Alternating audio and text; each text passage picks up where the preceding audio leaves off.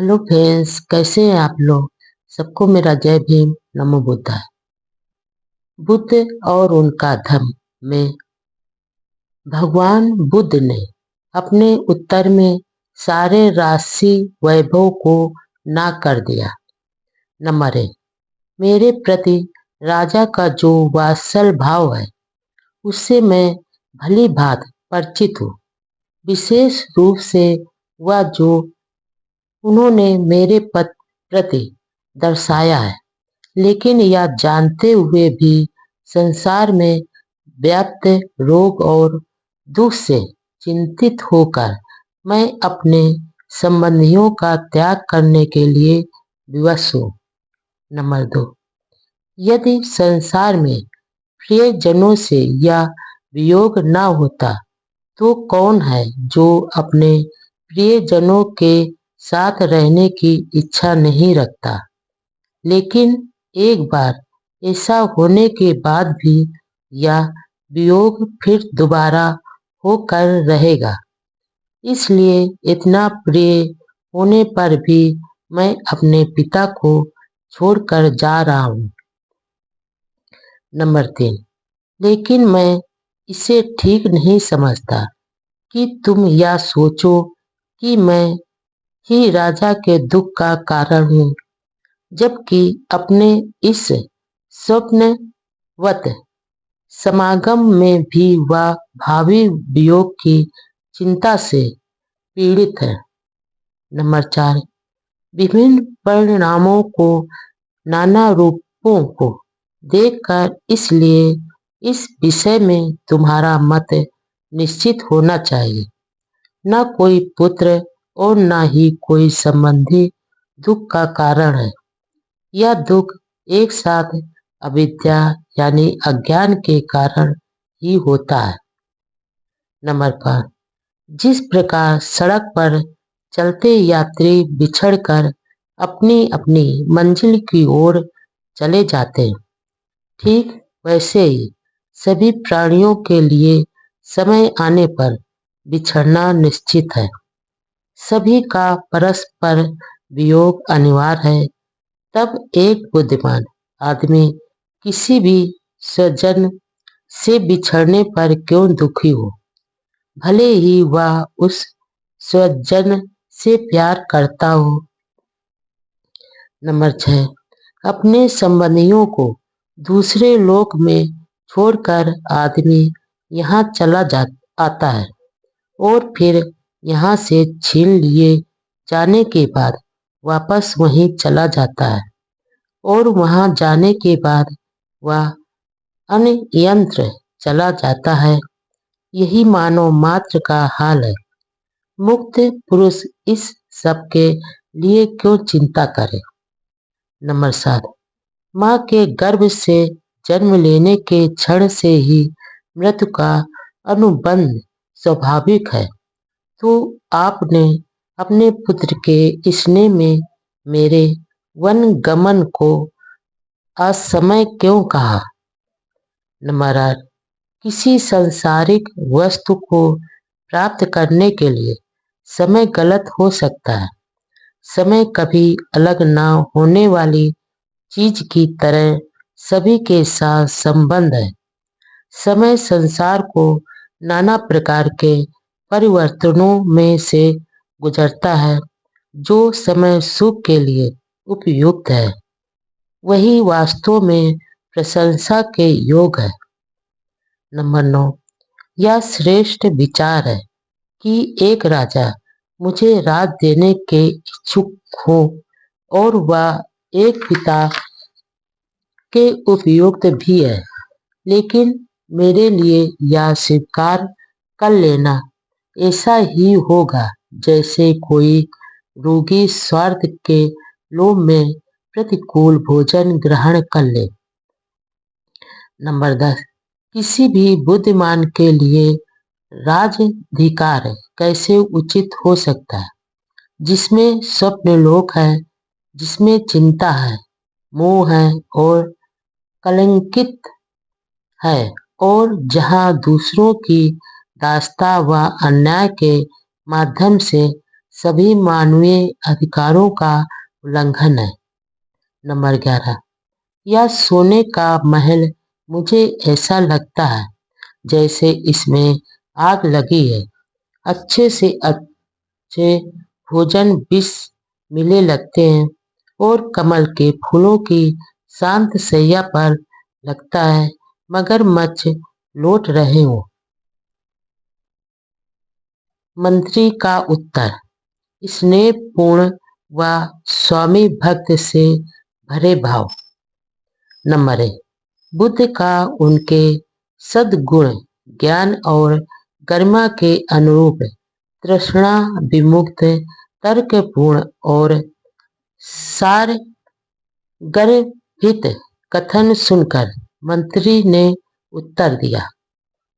Number 2, आपका यह संकल्प एक श्रेष्ठ परामर्श है और किसी भी तरह अनुपयुक्त नहीं है, किंतु केवल वर्तमान समय के लिए अनुपयुक्त है। या किसी भी तरह आपका कर्तव्य नहीं हो सकता कि स्नेहपूर्ण कर्तव्य के बजाय आप अपने पिता को वृद्धावस्था में दुख में छोड़कर चले जाएं। नंबर 3, निश्चय से आपकी बुद्धि बहुत सूक्ष्म नहीं है अथवा यह कर्तव्य धन वैभव को समझ जाने में कुशल नहीं है, जबकि किसी अदृश्य परिणाम के लिए आप विद्यमान लक्ष्य का त्याग करने जा रहे हैं। नंबर 4, फिर कुछ कहते हैं कि पुनर्जन्म है, दूसरे विश्वास के साथ कहते हैं कि नहीं है। जब इस विषय में इतना संदेह है तो फिर यही उचित है कि आप उन भोगों का आनंद लें जो आपको प्राप्त हो रहे हैं। नंबर 5, यदि परलोक में कोई कार्यकलाप है तो हम अवसर आने पर उसका भी आनंद भोग कर लेंगे, किंतु यदि इस जीवन से अलग कोई कार्यकलाप है ही नहीं तो फिर संपूर्ण संसार के लिए बिना प्रयास के मुक्ति निश्चित है। नंबर 6, कुछ कहते हैं कि पुनर्जन्म है, किंतु वे मोक्ष की कोई संभावना नहीं मानते। उनका कहना है कि जैसे अग्नि स्वभाव से ही उष्ण होती है और पानी स्वभाव से ही तरल होता है, इसी प्रकार हम सभी स्वभाव से ही संसरणशील हैं। नंबर 7, कुछ का मत है कि सभी प्रकार की वस्तुएं स्वभावज है, चाहे अच्छी हो चाहे बुरी हो, चाहे सत हो चाहे असत हो, और जब यह सारा संसार ही स्वभावज है, इसलिए भी हमारे सब प्रयास व्यर्थ हैं। नंबर 8, जब इंद्रियों की प्रक्रिया निश्चित है और ब्रह्म पदार्थों की अनुकूलता प्रतिकूलता भी, तो फिर जिसका वृद्धावस्था और कष्ट से अटूट संबंध है उसे कौन कैसे बदल सकता है? क्या यह सब प्राकृतिक ही नहीं है? नंबर 9, पानी तो आग को बुझा देता है और आग भी पानी को भाप बनाकर उड़ा देती है। ये सभी तत्व जब मिलकर एक हो जाते हैं तो एक रूपता में संसार का निर्माण करते हैं। नंबर 10, गर्भ में भ्रूण स्वाभाविक रूप से हाथ पांव पेट पीठ और सिर द्वारा संयुक्त रूप में उत्पन्न होता है और फिर चेतना शक्ति मिल जाती है। बुद्धिमानों का कहना है कि यह सब प्राकृतिक ही है। नंबर 11, कांटों के तीखेपन को कौन उत्पन्न करता है? अथवा पशुओं और पक्षियों के विभिन्न स्वभावों की कौन रचना करता है? यह सब प्राकृतिक ही है। कोई भी कार्य ऐसा नहीं जिसमें चेतना कारण हो, तो फिर चेतना का अस्तित्व ही कैसे हो सकता है? नंबर 12। कुछ का कहना है कि यह सृष्टि ईश्वर की रचना है। यदि ऐसा है तो फिर किसी चेतन आत्मा के प्रयत्नशील होने की आवश्यकता ही क्या है? जो सृष्टि की गति का कारण है, वही उस गति को अवरुद्ध भी करेगा। नंबर 13। कुछ कहते हैं कि प्राणी का जन्म और मरण दोनों आत्मा पर निर्भर करते हैं, किंतु उनका कहना है कि प्राणी का जन्म तो अनायास होता है, किंतु मोक्ष तो प्रयास द्वारा ही प्राप्त होता है। नंबर 14।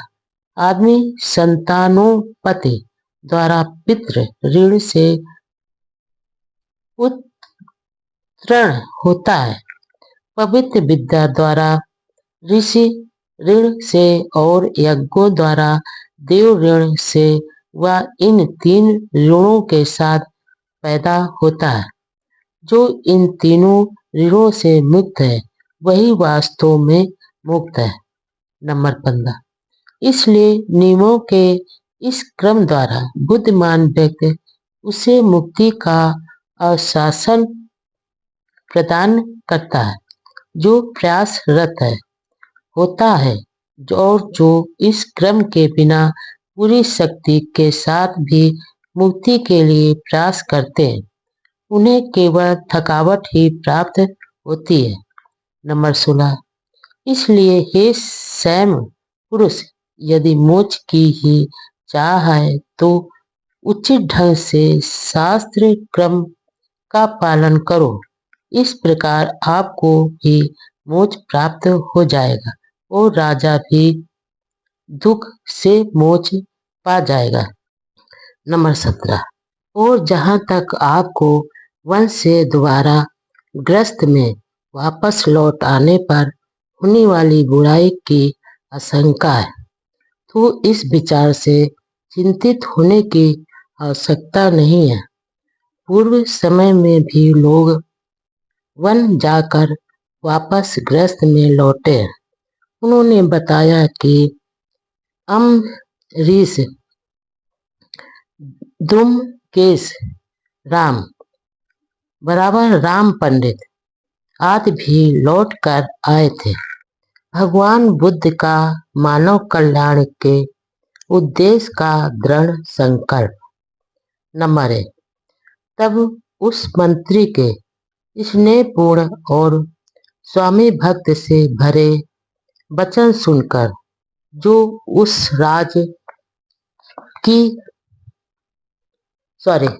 राजा की आंखों के समान था, दृढ़ संकल्पी बुद्ध ने अपना उत्तर दिया, जो यथोचित और विषयानुसार था, और जो ना ही जटिल था अथवा ना ही जल्दबाजी में दिया गया था। नंबर 2। कुछ अस्तित्व में है या नहीं, इस संदेह का निराकरण दूसरों के शब्दों में नहीं किया जाना चाहिए। तपस्या और साधना द्वारा मैंने स्वयं सत्य को जान लिया है। इस विषय से संबंधित सत्य को मैं स्वयं ही ग्रहण करूंगा। नंबर 3। मैं किसी भी ऐसे सिद्धांत को सही नहीं मान सकता जो अज्ञान श्रित है और जिसका सिर नीचे और पैर ऊपर की ओर है। मैं किसी ऐसे सिद्धांत को सही नहीं मान सकता जिसमें सैकड़ों बातों को यूं ही पहले से सही मान लिया गया हो। कौन बुद्धिमान आदमी किसी दूसरे पर आश्रित होकर किसी बात में विश्वास करेगा मानव जाति तो एक अंधे की तरह है जो अंधेरे में दूसरे अंधे के पीछे चलने वाली है। नंबर 4, लेकिन यदि मैं सत्य को ना भी देख पाऊं तो भी यदि भलाई और बुराई के विषय में संदेह किया जाता है तब भी आदमी का चित्त भलाई में ही लगा रहना चाहिए। सद व्रति वाले के लिए थोड़ा व्रत का परिश्रम भी कल्याणकारी ही होता है।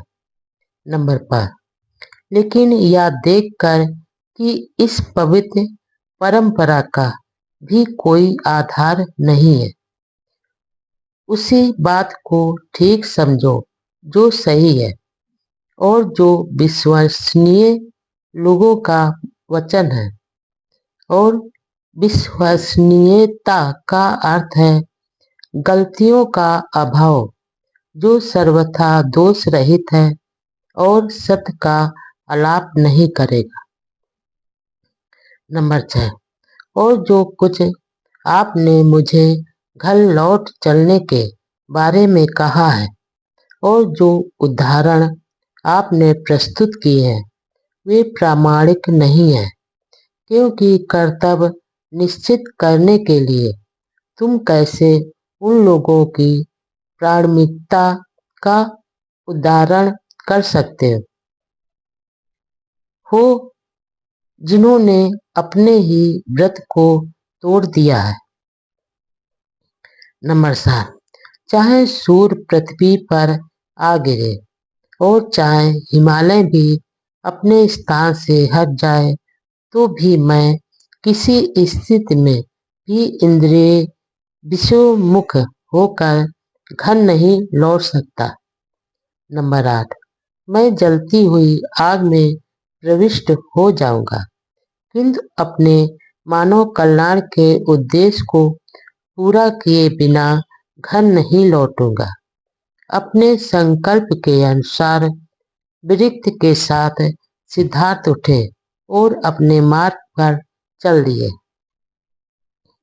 नंबर 9, सिद्धार्थ के दृढ़ संकल्प को सुनकर आंखों में आंसू भरे हुए वे दोनों मंत्री और पुरोहित आशा भरे नेत्रों से देखते हुए सिद्धार्थ के पीछे पीछे कुछ दूर तक चले और फिर अपने दुख पर काबू पा लेने के बाद कपिलवस्तु लौट आए। नंबर 10, राजपुत्र के प्रति हृदय में प्रेम होने के कारण और राजा के प्रति हृदय में भक्ति होने के कारण वे लौट आए, किंतु यदा कदा रुककर बार बार पीछे मुड़कर देखते भी जाते थे। वे ना तो उन्हें मार्ग पर जाते हुए देख सकते थे और ना ही उन्हें आंखों से ओझल होने देना चाहते थे, जो अपनी तेजस्वी आभा से चमक रहे थे और सूर्य के समान पहुंच से परे थे। नंबर 11, राजपुत्र को घर लौटा लाने में असमर्थ होकर मंत्री और पुरोहित लड़खड़ाते कदमों से लौट आए। वे आपस में कह रहे थे, हम कैसे जाकर राजा को मुंह दिखाएंगे जो अपने प्रिय पुत्र के लिए ही तरस रहे। धम्मदीक्षा अभियान की पुनरावृत्ति। धम्मदीक्षा की राय में लोग उमड़ पड़े। राजगृह के पास देहाती ब्राह्मणों की धम्मदीक्षा। नंबर 1, राजगृह के समीप गृध्र कूट पर्वत के पीछे एक गांव था जिसमें लगभग 70 ब्राह्मण परिवार रहते थे। नंबर 2, इन लोगों को धम्मदीक्षा देने के उद्देश्य से भगवान बुद्ध वहां आए और एक वृक्ष के नीचे विराजमान हो गए। नंबर 3, लोग तथागत की भव्यतापूर्ण उपस्थित और यशस्वी व्यक्तित्व से प्रभावित होकर उनके चारों ओर इकट्ठे हो गए। तथागत ने प्रश्न किया, तुम कब से इस पर्वत के नीचे रहते आए हो और तुम्हारा पेशा क्या है? नंबर 4। उन्होंने उत्तर दिया, पिछली 30 पीढ़ियों से हम यहीं रहते आए हैं और हमारा पेशा पशु पालना है। नंबर 5। उनके धार्मिक विश्वासों के बारे में पूछे जाने पर उन्होंने बताया, हम ऋतु भेद के अनुसार सूर्य, चंद्रमा, वरुण और अग्नि देवताओं की पूजा करते हैं। नंबर 6। यदि हममें से किसी की मृत्यु हो जाती है तो हम इकट्ठे होकर प्रार्थना करते हैं कि वह ब्रह्मा लोक में उत्पन्न हो और इस प्रकार पुनर्जन्म न ग्रहण करना पड़े। नंबर 7। भगवान बुद्ध ने कहा, यह सुरक्षित मार्ग नहीं है, इससे तुम्हारा कल्याण नहीं हो सकता। सही मार्ग यही है कि मेरा अनुसरण करो, सच्चे श्रमण बन जाओ और पूर्ण निज संयम का अभ्यास करके निर्वाण प्राप्त करो। और उन्होंने आगे ये शब्द कहे। नंबर 8। जो सत्य को असत्य और असत्य को सत्य समझ बैठते हैं, ऐसे मिथ्या दृष्टि संपन्न लोगों की कभी सद्गति नहीं हो सकती। नंबर 9।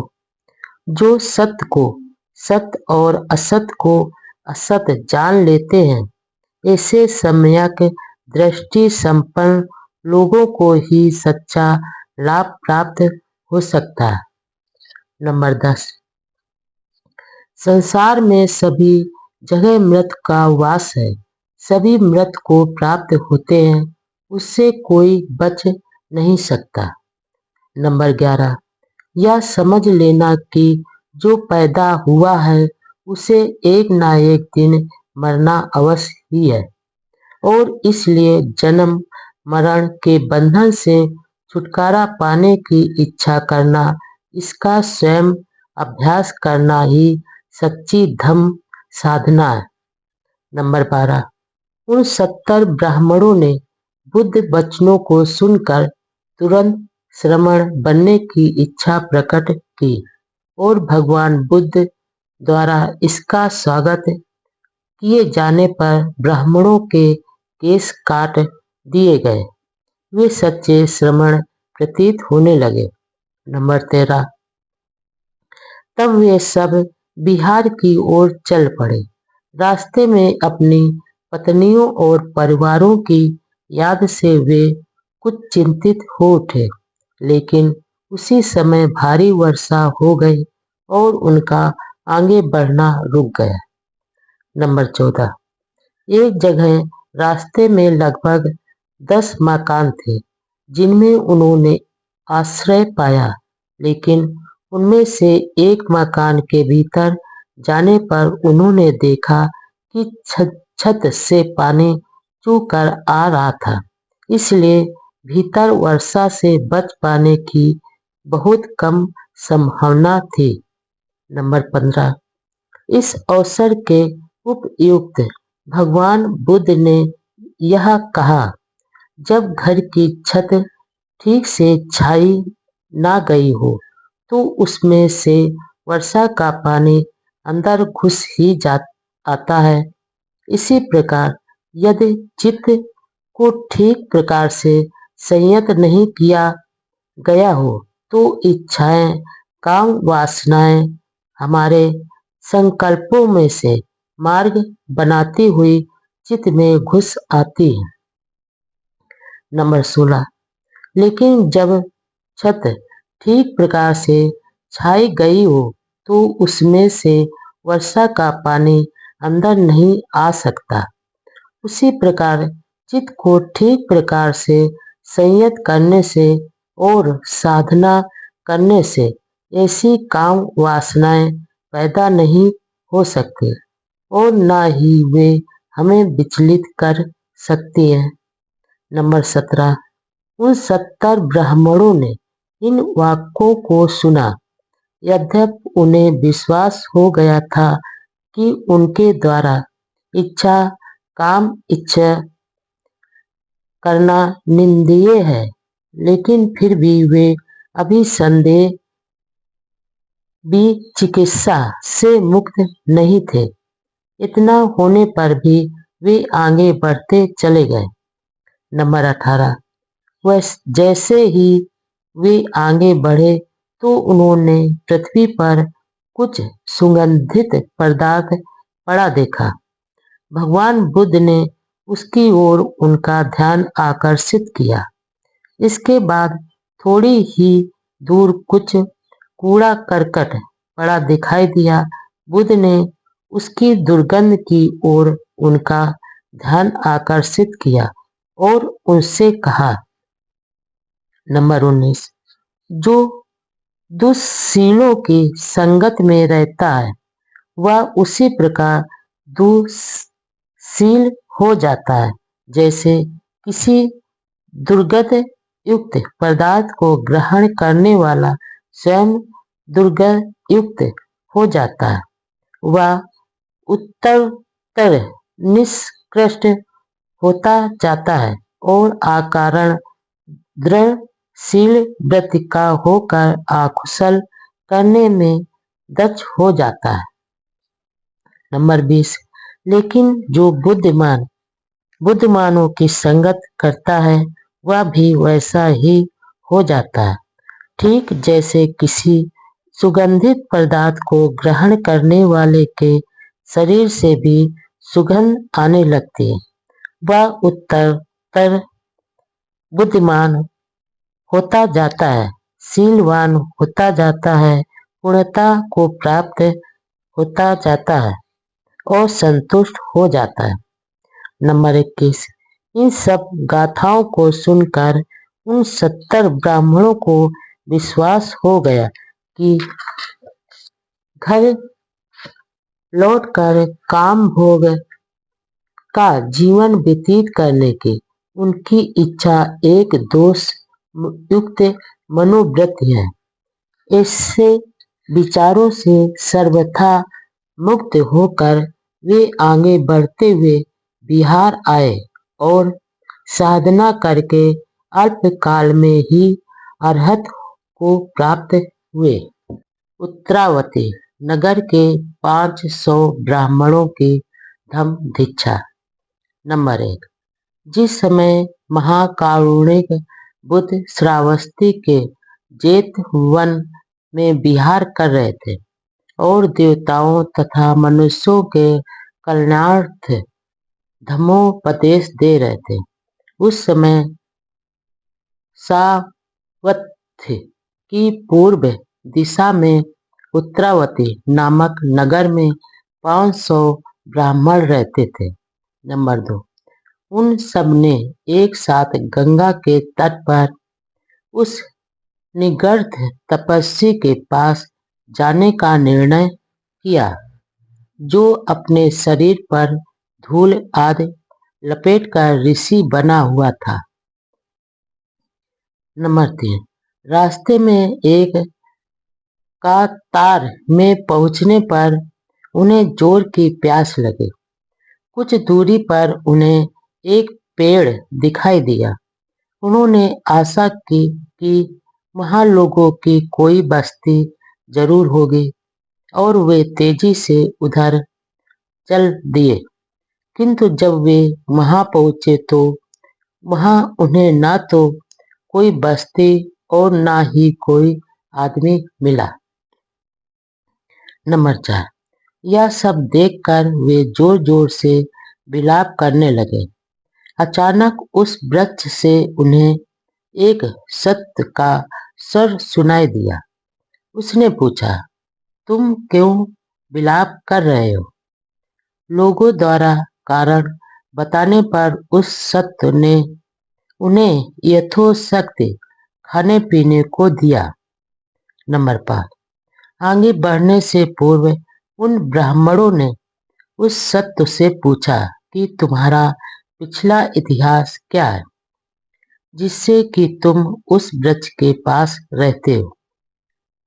नंबर 6, तब उसने बताया कि जिस समय सुदत्त अनाथ पिंडक ने तथागत को जेतवन राम का दान दिया था, उस समय वह वहाँ सारी रात धम्मोपदेश सुनता रहा था। लौटते समय जो पात्र वह पानी से भरकर ले गया था, उसने उसे भिक्षु संघ को दान कर दिया। नंबर 7, दूसरे दिन प्रातःकाल घर लौटने पर मेरी पत्नी ने क्रोध में पूछा कि मुझसे ऐसा क्या अपराध हो गया है कि तुम सारी रात बाहर ही रहे। इस पर उसने उत्तर दिया कि वह गुस्से में नहीं था, बल्कि वह सारी रात जेतवन में तथागत बुद्ध का उपदेश सुन रहा था। नंबर 8, यह सुनकर उसकी पत्नी ने तथागत को बेहिसाब गालियां देना आरंभ कर दिया और कहा, यह गौतम तो एक पागल उपदेशक है और लोगों को धोखा देकर ठगता है। नंबर 9, उसके ऐसा बोलने पर भी सत्य ने बताया, मैंने उसका विरोध नहीं किया। जब मुझे लगा कि मौत निकट है, मैं उसी कायरता के कारण इस वृक्ष के पास आ गया और यहीं तक सीमित होकर रह गया। तब उसने यह गाथा दोहराई। नंबर 10, यज्ञ यज्ञादि सभी दुख का कारण है, एक स्थायी बोझ और चिंता के जनक है। नंबर 11, चिंता से मुक्त होने के लिए और दुख का क्षय करने के लिए आदमी को बुद्ध के धम्म के सिद्धांत को ही स्वीकार करना चाहिए और ऋषियों का सांसारिक धर्म से मुक्ति पा लेनी चाहिए। नंबर 12, ब्राह्मणों ने जब उसके वचन सुने तो उन्होंने सात्वित जाने का निश्चय किया। जहाँ बुद्ध विराजमान थे, वहां पहुंचकर तथागत को अपने आने का उद्देश्य बताया। उनकी प्रार्थना सुनकर उन विश्व बंध तथागत ने कहा। नंबर 13, चाहे आदमी बड़ी बड़ी जटाओं के साथ नग्न रहता हो, चाहे कुछ पत्तों अथवा बलकल चीर से ही अपना शरीर ढके रहता हो, चाहे वह शरीर पर धूल ही रमा कर रहता हो और पत्थरों पर सोता हो, किंतु आकुशल विचारों से मुक्त होने के लिए इन सब का कोई लाभ नहीं है। नंबर 14, लेकिन जो ना किसी से कलह करता है और ना किसी की हत्या करता है, जो अग्नि से भी किसी का नाश नहीं करता, जो किसी को पराजित करके स्वयं विजय भी नहीं होना चाहता, जिसकी सभी के प्रति मैत्री भावना है, ऐसी स्थिति में द्वेष अथवा घृणा का कोई आधार ही नहीं रह जाता। नंबर 15, शांति यानी पुण्य प्राप्त करने के लिए यज्ञ करना या वन देवताओं को बलि चढ़ाना अथवा परलोक में फल की कामना करने वाले आदमी की प्रसन्नता सत्पुरुषों का सत्कार करने वाली प्राप्ति के चौथे हिस्से के भी बराबर नहीं है। नंबर 16, जो सदाचरण और दूसरों के प्रति सम्मान की भावना रखता है, जो वृद्धों का आदर करता है, उसे ये 4 प्रसन्नतापूर्ण परिणाम उत्तरोत्तर प्राप्त होते हैं। सौंदर्य, शक्ति, जीवन और शांति। नंबर 17, अपने पति से यह सब सुनकर पत्नी संतुष्ट हो गई। उपेक्षित व निम्न वर्ग के लोगों की प्रवज्जा। उपाली नाय की प्रवज्जा। तथागत ने धम्म की राय बताई। दूसरा खंड भाग 4 पेज के बिंदु 26 से आगे का वर्णन। नंबर 1। लौटते समय नाई उपाली ने सोचा, साक प्रचंड स्वभाव के हैं। यदि मैं इन गहनों को लेकर वापस गया तो यह सोचकर मुझे मार डालेंगे कि मैं अपने साथियों की हत्या करके और उनके गहने लेकर भाग आया हूँ। मैं भी क्यों ना बुद्ध के धम्म के उसी मार्ग पर जाऊं जिस पर ये शाक कुल पुत्र गए। नंबर 2। सचमुच ही क्यों ना मुझे उनके पीछे पीछे जाना चाहिए। नाई उपाली ने मन ही मन यह प्रश्न किया। उसने अपनी पीठ पर से गहनों की गठरी उतारी और उसे एक पेड़ पर लटका दिया।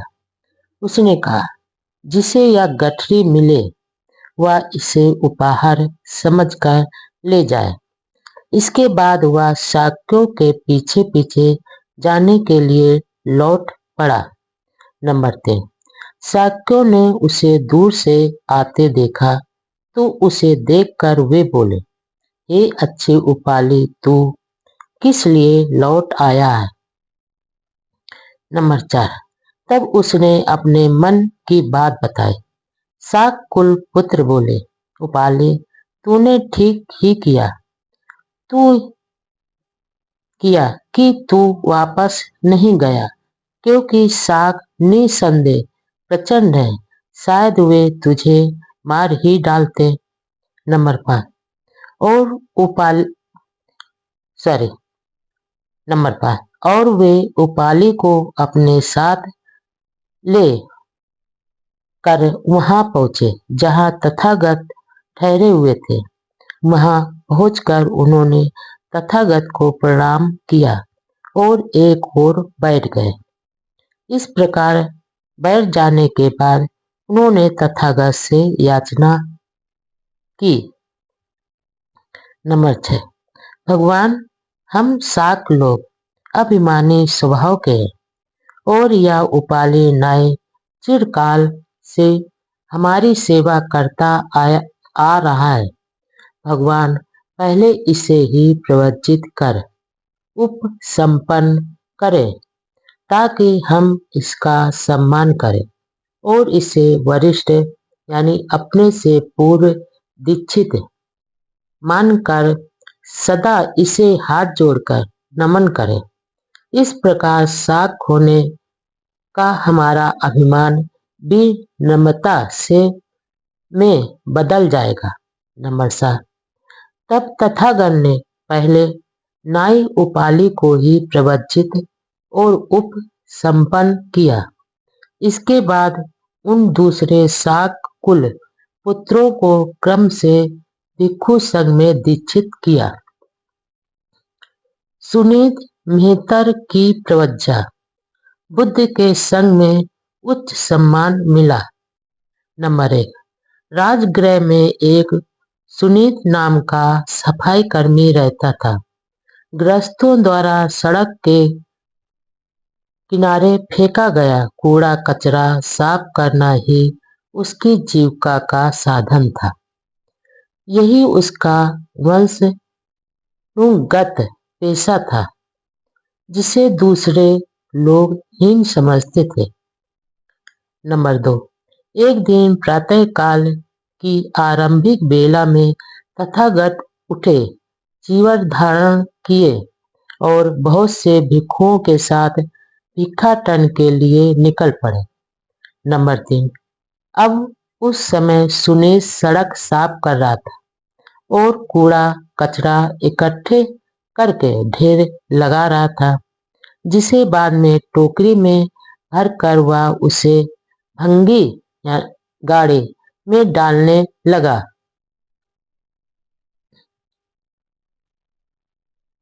नंबर 4।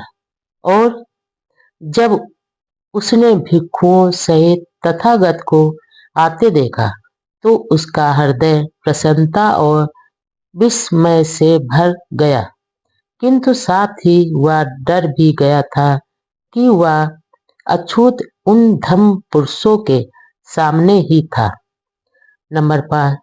सड़क पर छिपने की कोई जगह न पाकर उसने अपनी बग्घी को दीवार से जा सटाया और स्वयं भी दीवार से सट कर खड़े हुए हाथ जोड़कर भगवान बुद्ध को नमन किया। नंबर 6। तथागत जब कुछ समीप आए तो उन्होंने अपनी दिव्य अमृतवाणी से उसे संबोधित किया। सुनीत, तुम्हारी तुच्छ जीविका का यह कैसा साधन है? क्या तुम घर छोड़कर संघ में प्रविष्ट हो सकते हो? नंबर 7। सुनीत अमुत वर्षा सी अनुभव करते हुए बोला, जिस संघ में भगवान बुद्ध हैं उसमें मैं कैसे नहीं आ सकता। कृपया आप मुझे संघ में प्रविष्ट करने का कष्ट करें। नंबर 8। तब तथागत के सम्यक संबुद्ध मुखारबिंद से निकला, भिक्षु आ। इस एक वचन से ही सुनीत को प्रवज्जा और उपसंपदा मिल गए तथा वह पात्र जीवन से युक्त हो गया। नंबर 9। भगवान बुद्ध उसे बिहार ले गए तथा धम्म और विनय की शिक्षा दी और बोले, सदाचरण, संयम और स्वदमन से प्राणी शुद्ध हो जाता है। नंबर 10। जब पूछा गया कि सुनीत इतना महान कैसे हो गया तो तथागत ने कहा, जिस प्रकार राजपथ पर पड़े किसी कूड़े कचरे के ढेर में एक सुगंधित और मृदु कुमुदिनी यानी कमल उग आए, उसी प्रकार अविद्या और अंधकार से भरे सांसारिक प्राणियों में बुद्ध पुत्र भी प्रकाशित हो जाता। सुपाक और सुप्रिय अछूतों की प्रवज्जा बुद्ध व संघ की शरण मिली। नंबर 1। सुपाक श्रास्थी का एक अछूत बालक था। जब वह गर्भ में था उस समय उसकी माता प्रसव वेदना से बेहोश हो गई थी। उसके पति और संबंधियों ने सोचा कि वह मर गई है। वे उसे शमशान में ले गए और वहां उसके दाह संस्कार की तैयारी कर ली। नंबर 2। लेकिन उस समय इतना पानी बरसा और ऐसा तूफान आया कि चिता में आग नहीं लग पाई, इसलिए लोग सोपाक की माता को यूं ही चिता पर पड़ा छोड़कर चले गए। नंबर 3। सोपाक की माँ उस समय तक मरी नहीं थी, वह बाद में मरी। मृत्यु से पहले उसने एक शिशु को जन्म दिया। नंबर 4। उस बच्चे को शमशान के रखवाले ने अपना लिया और अपने पुत्र सुप्रिया के साथ उसका पालन पोषण किया। माँ की जात के नाम पर बच्चे का नाम भी सुपाक पड़ गया। नंबर 5। एक दिन भगवान बुद्ध शमशान के पास से गुजर रहे थे। सुपाक उन्हें देखकर उनके पास चला आया। भगवान को अभिवादन कर उसने भगवान से संघ में प्रविष्ट होने की अनुज्ञा मांगी। नंबर 6। उस समय सोपाक की आयु केवल 7 वर्ष की थी। भगवान बुद्ध ने उसे अपने पिता की अनुमति लाने के लिए कहा। नंबर 7। सोपाक गया और अपने पिता को ही ले आया। पिता ने भगवान को अभिवादन किया और प्रार्थना की कि वे उसके पुत्र को संघ में प्रवेश दे दें। नंबर 9। बाद में सोपाक एक स्थिर वीर हुआ। नंबर 10। सुप्रिय और सोपाक बचपन से साथ ही साथ बड़े हुए थे, और क्योंकि सुप्रिय के पिता ने ही सोपाक का भी पालन पोषण किया था, इसलिए सुप्रिय ने भी साथी सोपाक से भगवान बुद्ध के धम्म और विनय की शिक्षा ग्रहण कर ली। उसने सोपाक से उसे प्रवज्जित करने की प्रार्थना की। जातिवाद के अनुसार सोपाक सुप्रिय की अपेक्षा हीन जात का था। नंबर 11। सोपाक ने उसी प्रार्थना स्वीकार कर ली और शमशान की रखवाली का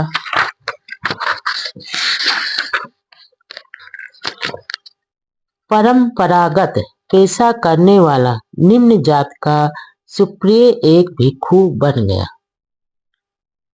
सुमंगल किसान, धनिय कुम्हार व अन्य शूद्रों की प्रवज्जा। सुमंगल श्रावस्ती का एक किसान था। वह दराती हल और कुदाली से खेत के काम करके अपनी जीविका कमाता था। नंबर 2। छन्न कपिलवस्तु का ही एक मूल निवासी था और शुद्धोधन के ही घर का एक दास था। नंबर 3। धनिया राजगृह का रहने वाला था, वह एक कुम्हार था। नंबर 4। कप्पत कुल श्रावस्ती में ही रहता था। बदन पर चीथड़े, हाथ में खप्पर लिए भीख मांगते फिरना ही उसकी जीविका का एकमात्र साधन था। उसका नाम ही पड़ गया था कप्पत कुल चीथड़े चावल। बड़ा होने पर वह घास बेचकर गुजारा करने लगा। नंबर 5। इन सभी ने भगवान बुद्ध से संघ में प्रवेश की अनुमति चाही। बिना उनकी हीन जात और उनकी पूर्व परिस्थिति को महत्व देते हुए भगवान बुद्ध ने सभी को संघ में प्रवेश दे दिया। सुप्रबुद्ध कुष्ठ रोगी की धम्म दीक्षा बुद्ध ने गले लगाया। नंबर 1। एक समय भगवान बुद्ध राजगृह के केवुवन में विराजमान थे, जहां गिलहरियों को दाना चुगाया जाता था। नंबर 2। उस समय राजगृह सुप्रबुद्ध नाम का एक कोढ़ी रहता था। वह अत्यंत शोक संतप्त, अत्यंत दरिद्र और अत्यंत दुखी प्राणी था। नंबर 3। और ऐसा हुआ कि उस समय तथागत बहुत बड़े जनसमूह से घिरे हुए धम्मोपदेश दे रहे थे। नंबर 4। उस कुष्ठ रोगी सुप्रबुद्ध ने कुछ दूर से उस भीड़ को देखा और उसे देखकर उसके मन में विचार आया, निसंदेह वहां लोगों में भीख बट रही होगी। मैं भी यदि वहां निकट चला जाऊं तो मुझे भी खाने को कुछ न कुछ अवश्य ही मिल जाएगा। नंबर 5। इस प्रकार कोढ़ी सुप्रबुद्ध उस भीड़ के समीप पहुंचा। वहां जाकर उसने देखा कि बड़े जन समूह के मध्य बैठे तथागत धम्मोपदेश कर रहे हैं। उसने सोचा, यहाँ भीख तो नहीं बट रही है, यहाँ तो समण गौतम है जो जन समूह को धम्मोपदेश दे रहे हैं। अच्छा, मैं धम्मोपदेश ही सुन लूं। नंबर 6। वह यह सोचकर एक ओर बैठ गया, मैं भी धम्मोपदेश सुनूंगा। नंबर 7, अपने चित्त से सभी उपस्थित लोगों के चित्त की बात जानकर तथागत ने सोचा, इन उपस्थित लोगों में से कौन है जो धम्म को समझ सकता है। तब तथागत ने वहीं भीड़ में एक ओर बैठे हुए कोढ़ी सुप्रबुद्ध को देखा। उसे देखकर तथागत ने जाना, इसे धम्म का बोध हो सकता है। नंबर 8, तब उस कोढ़ी सुप्रबुद्ध के लिए ही तथागत ने धम्मोपदेश दिया, जिसका विषय था दान, सदाचरण और स्वर्ग संसार। उन्होंने काम भोगों की इच्छा के, तुच्छता और आश्रयों से मुक्ति द्वारा होने वाले लाभ की ओर ध्यान दिलाया।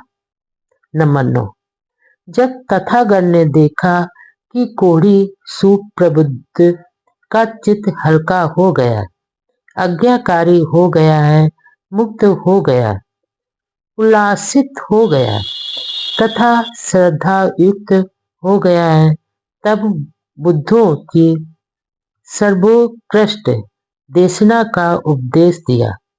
दुख है, दुख समुदाय है, दुख का निरोध है तथा दुख निरोध की ओर ले जाने वाला मार्ग है। नंबर 10, तब जिस प्रकार एक स्वच्छ सफेद और बिना धब्बे का कपड़ा रंग को अच्छी तरह ग्रहण कर लेता है, उसी प्रकार उसी स्थान पर बैठे बैठे सुप्रबुद्ध कोढ़ी को विरज विमल प्रज्ञा प्राप्त हुई कि जिसका आरंभ है उसका अंत भी है, और कोढ़ी सुप्रबुद्ध को सत्य के दर्शन हो गए। वह सत्य को प्राप्त हो गया, उसे सत्य में अनुभूत हो गए और वह सत्य में डूब गया। वह संदेह के पार चला गया, वह विचिकित्सा से मुक्त हो गया, उसमें विश्वास पैदा हो गया। अब उसे और कुछ करणीय नहीं रहा। तथागत की देशना में सुप्रतिष्ठित होकर वह अपने आसन से उठा और तथागत के पास जाकर एक ओर बैठ गया। नंबर 11, इस प्रकार बैठे हुए उसने तथागत से निवेदन किया, अद्भुत है भगवान, अद्भुत है।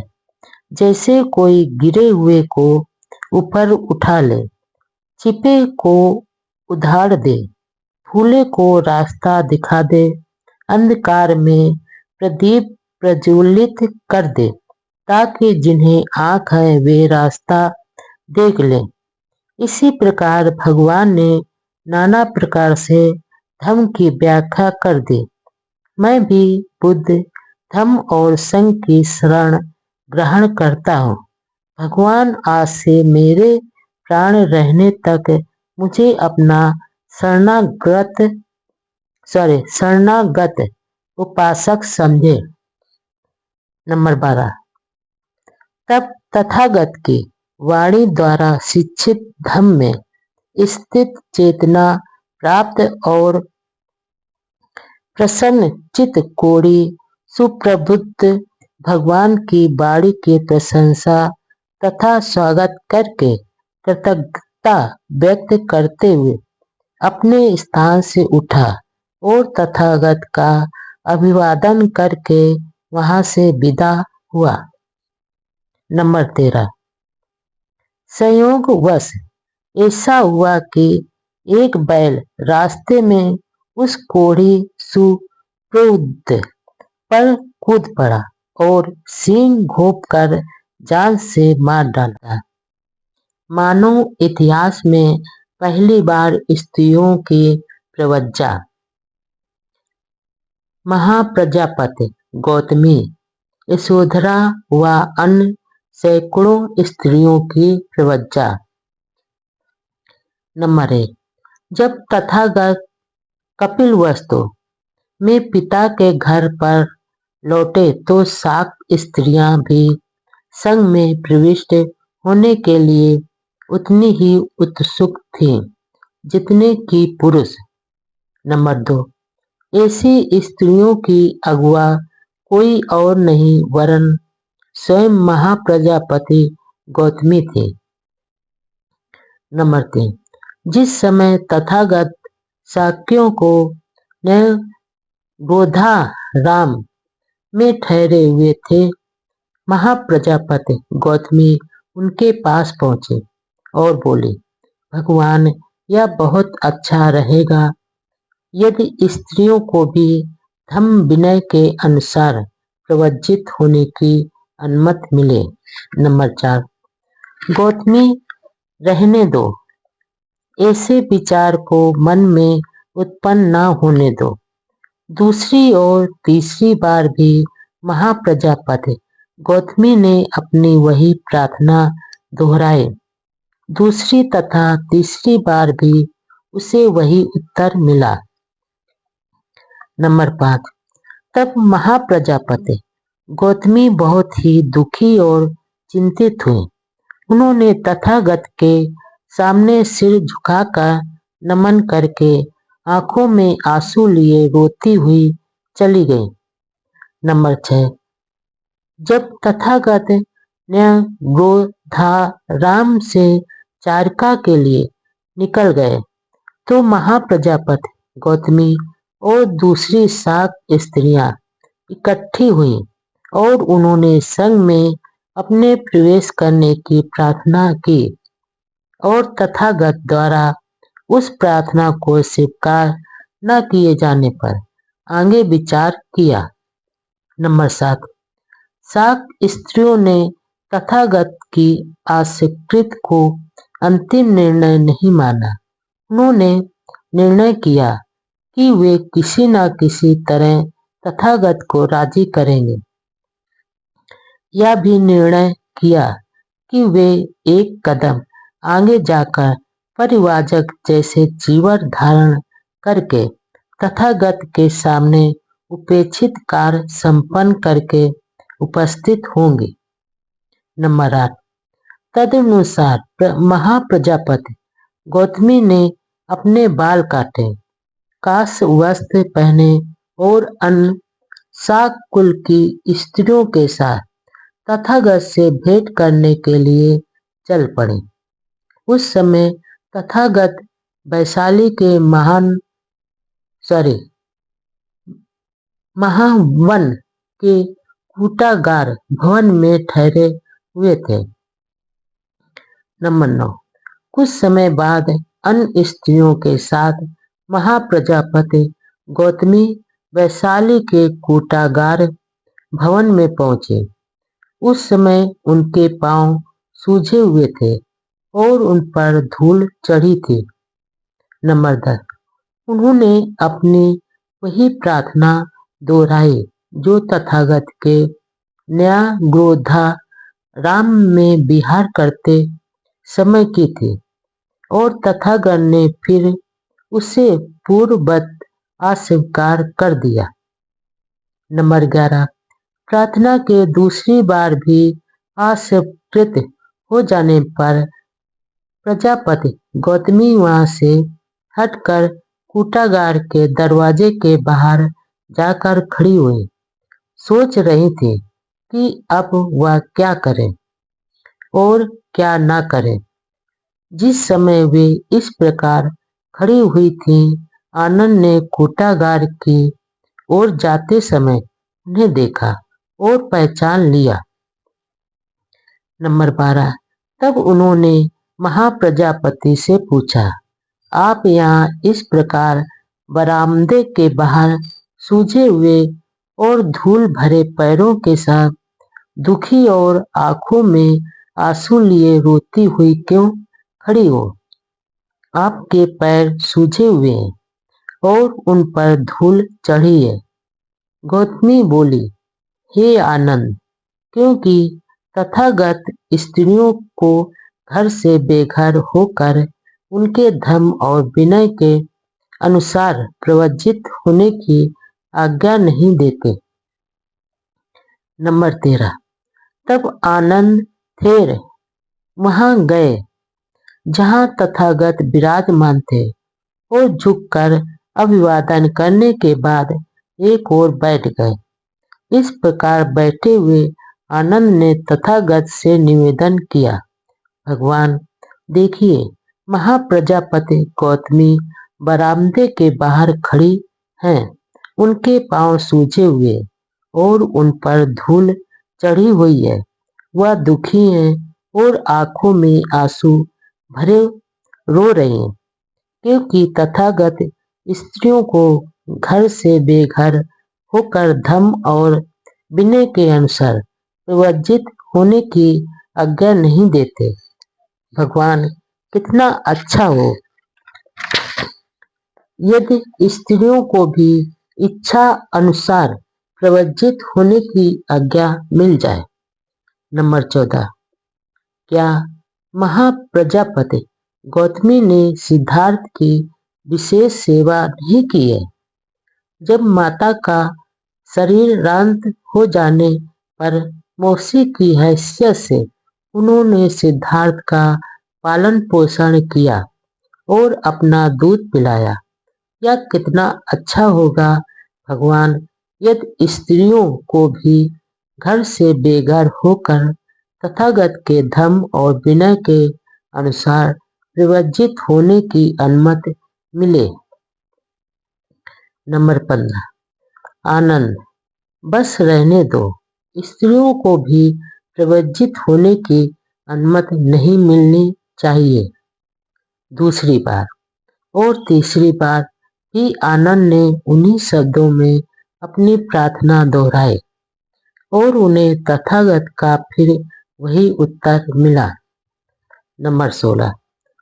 तब पूजनीय आनंद थेर ने तथागत से पूछा, भगवान आपके द्वारा स्त्रियों को प्रवज्जित न करने का क्या आधार हो सकता? नंबर 17। भगवान जानते हैं कि ब्राह्मणों का यह मत है कि शूद्र और स्त्रियां कभी मोक्ष प्राप्त नहीं कर सकती, क्योंकि वे अपशुद्ध और हीन होते हैं। इसलिए वे शूद्रों और स्त्रियों को प्रव्रज्जा नहीं लेने देते। तो क्या तथागत भी वही मत है जो ब्राह्मणों का है? नंबर 18। क्या तथागत ने शूद्रों को भी ठीक उसी प्रकार संघ में प्रवेश नहीं किया है जैसे ब्राह्मणों को?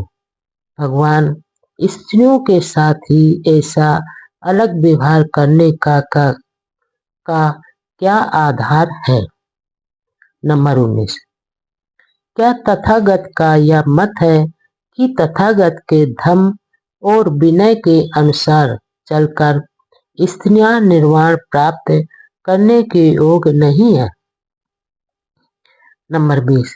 तथागत ने उत्तर दिया, आनंद मुझे गलत मत समझो।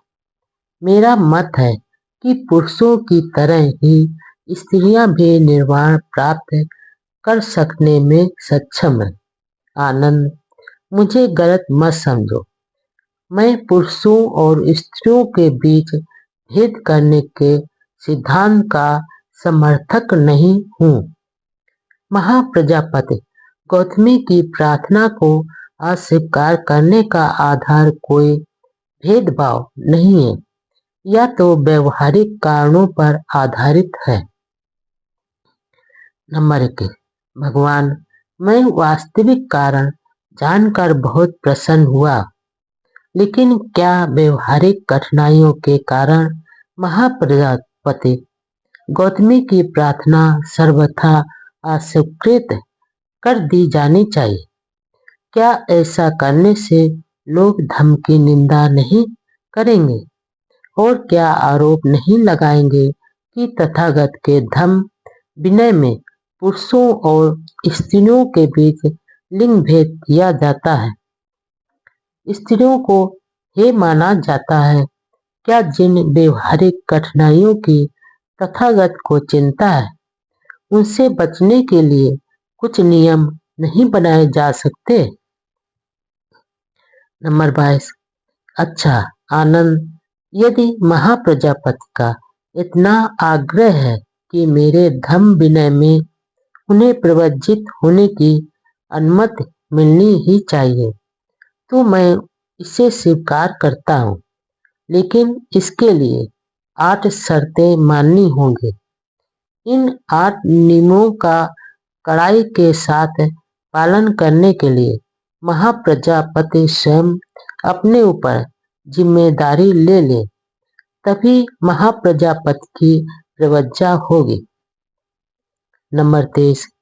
जब आनंद थेर ने तथागत से उन 8 नियमों की जानकारी प्राप्त कर ली, तो वह महाप्रजापति गौतमी के पास गए और उनको सब बता दिया जो तथागत ने कहा था। जिस तरह भिक्षु को कड़े नियमों का पालन करना होता है, उसी तरह एक भिक्षुणी को भी नियमों का पालन करना होगा। ऐसे नियमों के पालन से भिक्षु और भिक्षुणी का ही लाभ निहित है। नंबर 24। महाप्रजापति गौतमी बोले, आनंद, जिस प्रकार अलंकार प्रिय कोई कुमार या कुमारी को स्नान करने के बाद कमल के फूलों की अथवा चमेली के फूलों की अथवा सत्य मुक्त के फूलों की माला प्राप्त हो और वह उसे अपने सिर पर रखे धारण करे, उसी प्रकार आनंद, मैं इन 8 प्रमुख नियमों को धारण करती हूँ और अपने जीवन में उनका कभी भी उल्लंघन नहीं करूंगी। नंबर 25। तब आनंद थेर तथागत के पास वापस आए और अभिवादन करके एक ओर बैठ गए। एक ओर बैठे हुए पूजनीय आनंद थेर ने तथागत से कहा, महाप्रजापति गौतमी ने इन प्रमुख 8 नियमों के पालन कराने की जिम्मेदारी अपने ऊपर ले ली है, इसलिए यह अब उनकी उपसंपदा मान लीजिए।